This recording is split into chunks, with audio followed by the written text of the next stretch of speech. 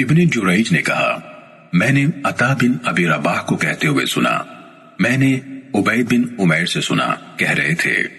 مجھ سے اس شخصیت نے حدیث بیان کی جنہیں میں سچا سمجھتا ہوں۔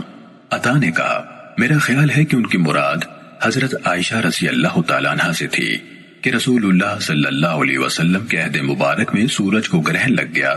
تو آپ نے بڑا پرمشقت قیام کیا، سیدھے کھڑے ہوتے پھر رکوع میں چلے جاتے، پھر کھڑے ہوتے پھر رکوع کرتے، پھر کھڑے ہو جاتے، پھر رکوع کرتے، 2 رکعتیں 3 رکوع اور 4 سجدوں کے ساتھ پڑھی، پھر آپ نے سلام پھیرا تو سورج روشن ہو چکا تھا۔ جب آپ صلی اللہ علیہ وسلم رکوع کرتے تو اللہ اکبر کہتے،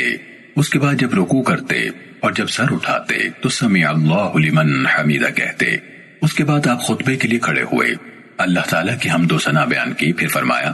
سورج اور چاند نہ کسی کی موت پر بے نور ہوتے ہیں اور نہ ہی کسی کی زندگی پر، بلکہ وہ اللہ کی نشانیاں ہیں، ان کے ذریعے سے وہ اپنے بندوں کو خوف دلاتا ہے۔